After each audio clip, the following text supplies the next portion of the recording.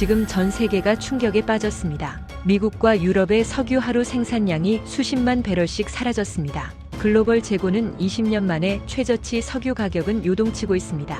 하지만 그 혼돈의 한가운데 자원 0%의 나라 한국이 오히려 세계 1위에 올랐습니다.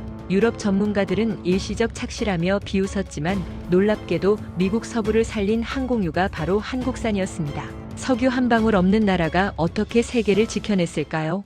여러분, 이야기 시작하기 전에 구독 눌러주시고 댓글에 구독이라고 남겨주세요. 안녕하세요. 저는 미국의 에너지 전문 기자 존 스미스입니다. 54만 배럴 미국이 하루에 잃어버린 석유 생산 능력이에요. 40만 배럴 유럽이 같은 기간 놓친 수치였죠. 20년 만에 최저치를 기록한 글로벌 석유 제품 재고량 앞에서 저는 뉴욕 타임스퀘어의 전광판을 바라보며 숨이 막혔습니다. 빨간 숫자들이 끝없이 떨어지는 모습이 마치 세계 경제의 심장 박동 같았어요. 바로 그때였어요.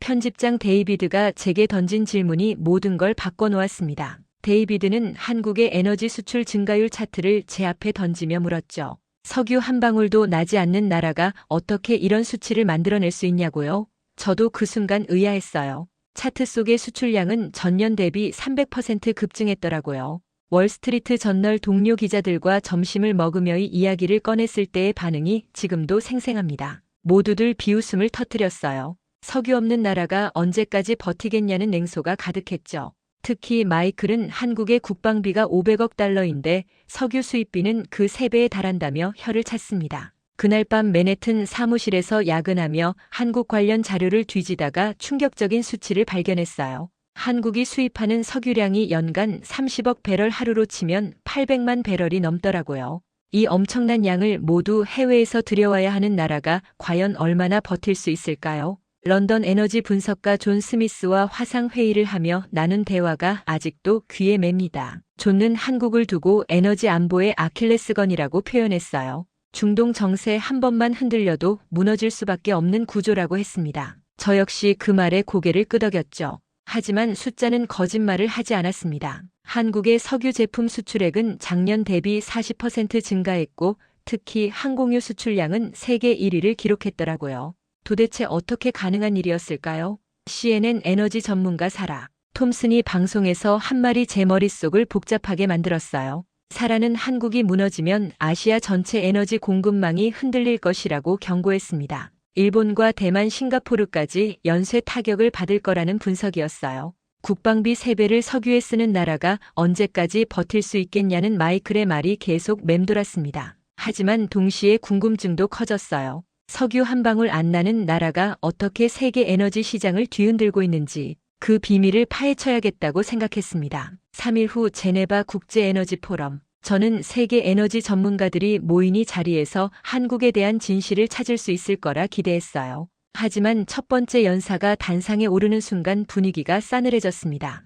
유럽 정유업계 로비스트라스 요한센이었어요. 그의 차가운 눈빛이 참석자들을 훑어보더니 입을 열었습니다. 요한센은 한국의 최근 성과를 일시적 착시라고 단정했어요. 자원 하나 없는 나라가 에너지 강국을 흉내낸다며 코웃음을 쳤습니다. 저는 객석에서 그의 말을 들으며 묘한 기분이 들었어요. 뭔가 방어적인 심리가 느껴졌거든요. 유럽 정유업계는 지금 몰락 직전이었습니다. 독일 바이어 케미칼은 작년 60억 유로 손실을 기록했고 네덜란드 쉘도 정유 부문 구조 조정에 들어갔어요. 반면 한국은 같은 기간 석유 제품 수출로 역대 최대 흑자를 기록했죠. 요한센의 목소리에 분노가 섞여 들어갔어요. 한국이 반사 이익만 독차지하고 있다며 질타했습니다. 진정한 에너지 기술력도 없으면서 단순히 중동과 아시아 사이의 지리적 이점만 활용한다고 편화했어요. 참석자들 사이에서 웅성거림이 일어났습니다. 그때 저도 모르게 고개를 끄덕이고 있었어요. 맞는 말 같았거든요. 사우디아라비아 원유를 수입해서 정제한 다음 일본이나 중국에 파는 게 무슨 대단한 기술이냐는 생각이 들었습니다. 요한센은 더 나아가 한국의 석유 의존도 수치를 제시했어요. 에너지 자립도 겨우 4%, 나머지 96%는 모두 수입에 의존하는 구조라고 강조했습니다. 이런 나라가 에너지 위기 상황에서 얼마나 버틸 수 있겠냐며 의문을 던졌어요. 특히 인상적이었던 건 그의 마지막 발언이었습니다. 한국의 성공은 반짝이다 사라질 불빛에 불과하다고 했어요. 진짜 에너지 위기가 오면 가장 먼저 무너질 나라라고 단언했습니다. 박수 소리가 회의장을 가득 메웠어요. 휴식 시간에 다른 기자들과 커피를 마시며 나눈 대화도 비슷했습니다. 프랑스 르몽드 기자 피에르는 한국이 에너지 허브 역할을 한다지만 결국 중간상에 불과하다고 말했어요. 진정한 기술력은 유럽에 있다는 자부심이 가득했습니다. 영국 파이낸셜 타임스 기자 제임스도 한국의 정유시설이 아무리 크다 해도 원유 공급이 끊기면 무용지물이라고 지적했어요. 저 역시 그 말에 동조했습니다. 자원도 없는 나라가 오래 갈 리 없다는 생각이 머릿속을 지배했거든요.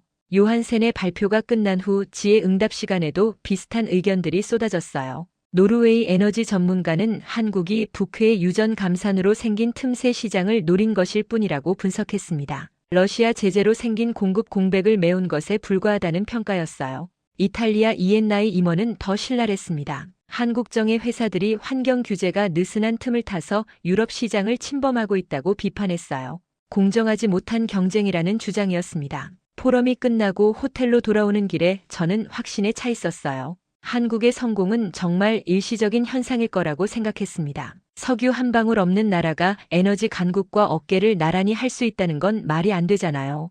그날 밤 뉴욕 본사에 보낸 메일에 저는 이렇게 썼습니다. 한국 취재를 통해 허상을 벗겨내겠다고요. 무너지는 현장을 생생하게 전하겠다는 각오로 가득했어요. 제네바에서 뉴욕으로 돌아온 지 2일 만에 편집장 데이비드가 저를 불렀습니다. 맨해튼 본사 47층 편집국 유리문을 열고 들어서니 데이비드가 심각한 표정으로 저를 바라보고 있었어요. 데이비드는 곧바로 본론을 꺼냈습니다. 아시아 정유시장 취재를 위해 한국으로 출장을 가라는 지시였어요. 표면적으로는 아시아 에너지 허브의 현주소를 파악하는 것이 목적이라고 했지만 저는 그의 진짜 의도를 알 수 있었습니다. 최근 한국발 에너지 뉴스가 너무 많이 나오고 있다는 게 문제였어요. 월스트리트 저널, 블룸버그, 로이터까지 모두 한국의 정유 산업 성장을 다루고 있었습니다. 독자들이 혼란스러워한다는 민원도 들어왔다고 하더라고요. 데이비드는 제 어깨에 손을 올리며 말했어요. 현지에서 정확한 팩트를 확인해 오라고요.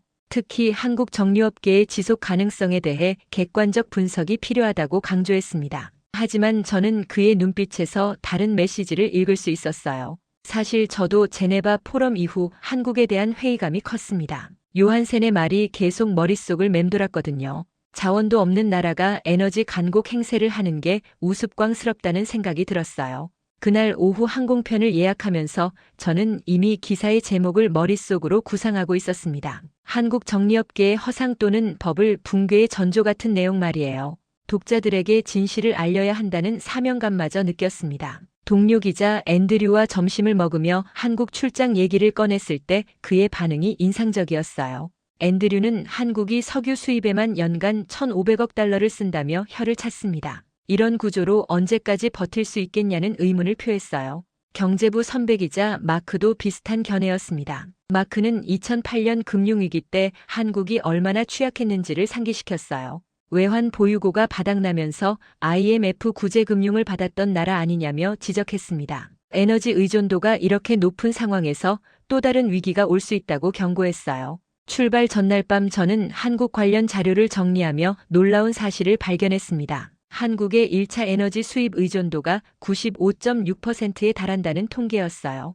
6%에 달한다는 통계였어요. 세계의 서네 번째로 높은 수치였습니다. 이런 나라가 어떻게 에너지 수출국이 될 수 있다는 건지 이해할 수 없었어요. 특히 충격적이었던 건 원유 도입선 현황이었습니다. 중동 의존도가 70%를 넘었어요. 사우디아라비아, 쿠웨이트, UAE, 이라크까지 모두 정치적으로 불안한 지역이었습니다. 이 지역에 문제가 생기면 한국은 속수무책이 될 수밖에 없겠다는 생각이 들었어요. JFK 공항으로 향하는 택시 안에서 저는 확신에 차 있었습니다. 한국은 분명 겉보기만 화려한 신기루일 거라고요. 석유 한 방울 없는 나라가 에너지 강국 행세를 하는 건 모래 위에 성을 쌓는 것과 다를 바 없다고 생각했어요.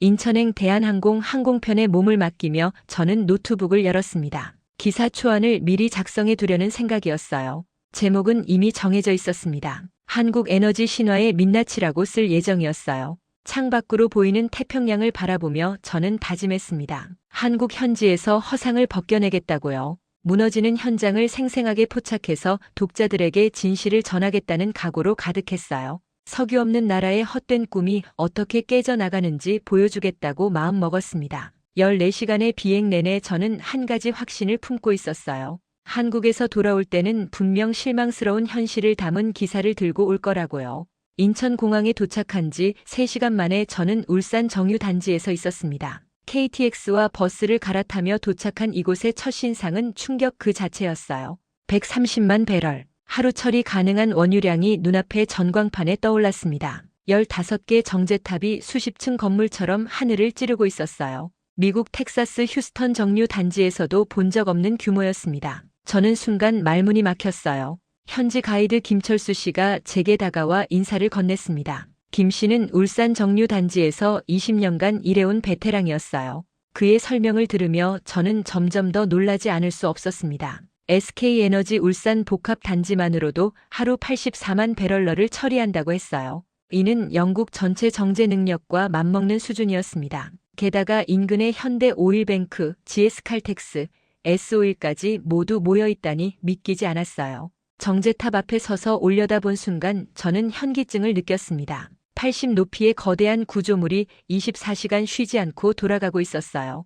뜨거운 수증기가 탑 꼭대기에서 솟구쳐 오르는 모습이 마치 거대한 용의 숨결 같았습니다. 김 씨가 저를 제어실로 안내했을 때 또 한 번 충격을 받았어요. 수백 개의 모니터가 벽면을 가득 메우고 있었습니다. 엔지니어들이 마치 우주선을 조종하는 것처럼 컴퓨터 화면들을 들여다보고 있었어요. 이런 첨단 자동화 시스템은 미국에서도 몇 곳만에서 봤던 수준이었습니다. 특히 놀라웠던 건 공정 효율성이었어요. 원유에서 휘발유, 경유, 항공유까지 추출하는 수율이 95%를 넘는다고 했습니다. 세계 최고 수준이라는 설명에 저는 고개를 끄덕일 수밖에 없었어요.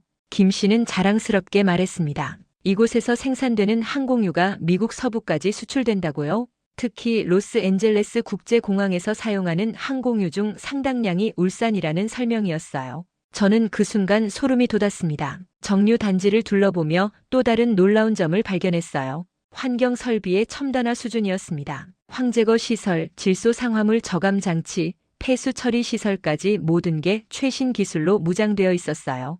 유럽의 까다로운 환경 기준도 무리 없이 통과할 수 있는 수준이었습니다. 저장 탱크 지역에 도착했을 때는 정말 입이 떡 벌어졌어요. 지름 80m가 넘는 거대한 원유 저장 탱크들이 끝없이 늘어서 있었습니다. 김 씨 설명으로는 이곳만으로도 3천만 배럴을 저장할 수 있다고 했어요. 한국 전체로 치면 91치 석유 비축량을 훨씬 넘는 규모였습니다. 항만 시설도 압도적이었어요. 30만 톤급 대형 유조선이 동시에 세척까지 접안할 수 있는 부두였습니다. 하역 속도도 시간당 1만 배럴 이상이라고 했어요. 이런 효율성으로 중동에서 들어온 원유를 빠르게 처리할 수 있다는 설명이었습니다. 특히 충격적이었던 건 연구개발 시설이었어요. 친환경 연료 개발을 위한 실험실이 정유단지 한복판에 자리 잡고 있었습니다. 바이오 연료, 수소, 지속 가능을 준비하고 있다는 걸 확인할 수 있었어요. 저녁 무렵 울산 시내 호텔로 돌아오는 길에 저는 혼란스러웠습니다. 제가 예상했던 것과 너무 달랐거든요.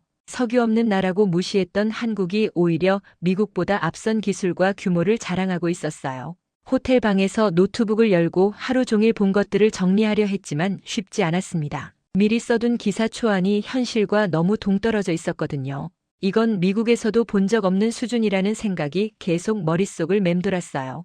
그날 밤 뉴욕 본사에 보낸 첫 번째 현지 리포트에 저는 이렇게 썼습니다. 예상보다 훨씬 체계적이고 첨단화된 시설을 확인했다고요. 하지만 여전히 근본적인 취약성은 변하지 않았을 거라는 판단도 덧붙였습니다. 울산에서의 둘째 날 저는 온산항 선적 현장으로 향했습니다. 새벽 6시부터 시작된 하엽 작업을 지켜보기 위해서였어요.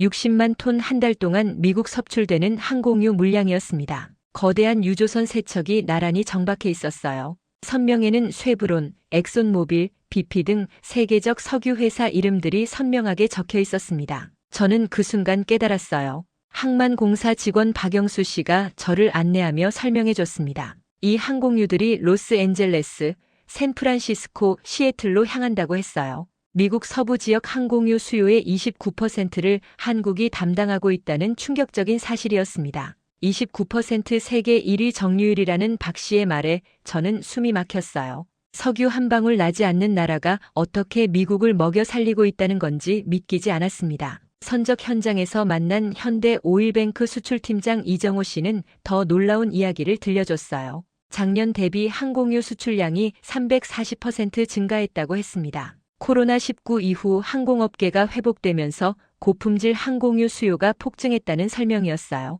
특히 한국산 항공유의 품질이 세계 최고 수준이라는 점이 인상적이었습니다. 황함량 0.008% 이하 불순물 제거율 99.98%라는 수치를 들었을 때 저는 고개를 절로 끄덕였어요. 이런 품질이면 유럽의 까다로운 기준도 여유롭게 통과할 수 있겠더라고요. 이 팀장은 자랑스럽게 말했습니다. 미국 항공사들이 한국산 항공유를 선호하는 이유는 단순히 가격 때문이 아니라고 했어요.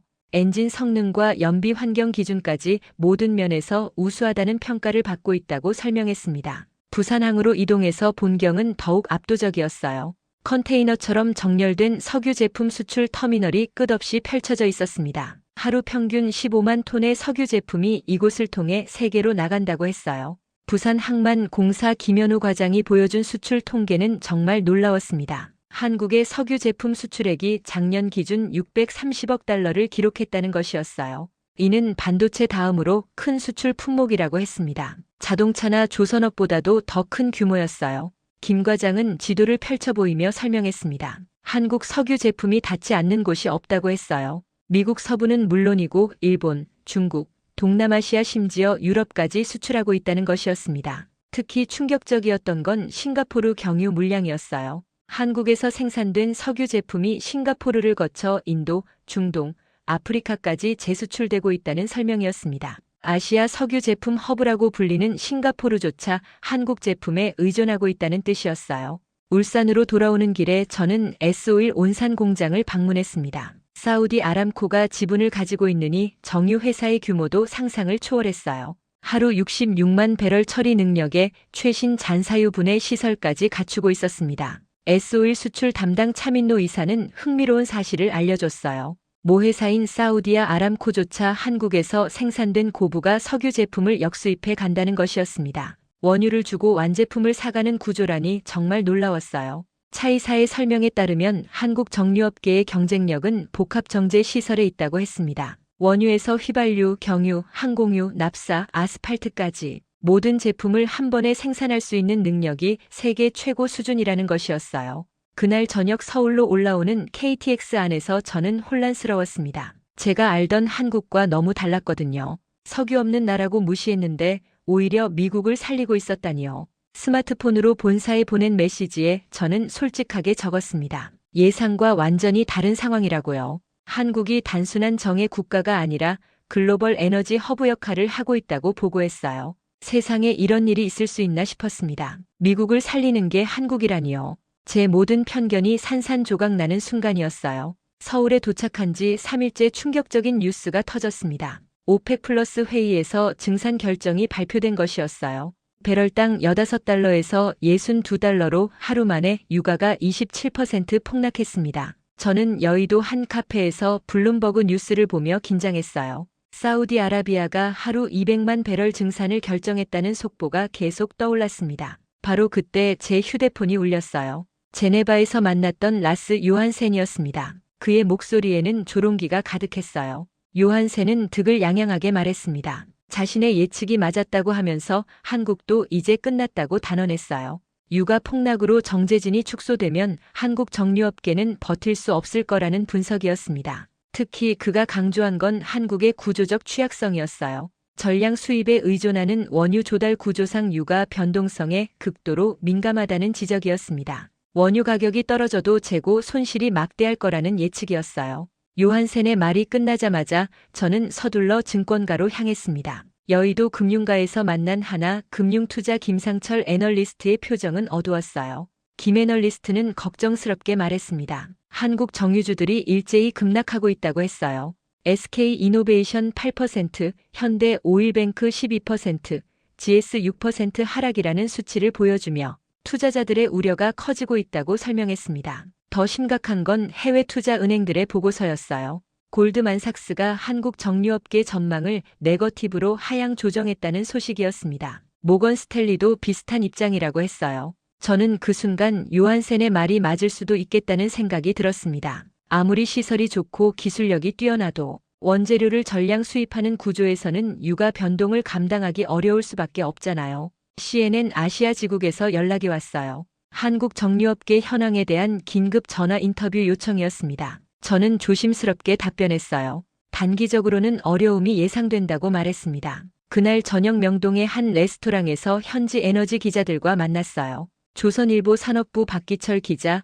매일경제 김영호 기자, 한국경제 이수진 기자가 참석했습니다. 박기철 기자의 표정도 어두웠어요. 정리업계 관계자들이 비상회의를 소집했다는 소식을 전해줬습니다. 유가 급락에 따른 대응책을 논의하기 위해서라고 했어요. 김영호 기자는 더 구체적인 우려를 표했습니다. 한국정의 회사들의 평균 손익분기점이 배럴당 65달러 수준인데 현재 유가로는 적자가 불가피하다는 분석이었어요. 재고 평가 손실까지 고려하면 상황이 더 심각할 거라고 했습니다. 이수진 기자가 보여준 자료는 충격적이었어요. 한국 4대 정의 회사의 합산 재고 가치가 150억 달러에 달한다는 것이었습니다. 유가가 20달러 이상 떨어지면 30억 달러 이상의 손실이 발생할 수 있다는 계산이었어요. 호텔로 돌아와 노트북을 열고 요한센에게 메일을 보냈습니다. 그의 예측이 맞는 것 같다고 인정했어요. 한국의 에너지 성공 신화가 허상이었을 수도 있겠다는 생각이 들었습니다. 월스트리트 저널 동료들과의 화상회의에서도 비슷한 분위기였어요. 마이클은 역시 자원 없는 나라는 한계가 있다며 고개를 저었습니다. 감사합니다.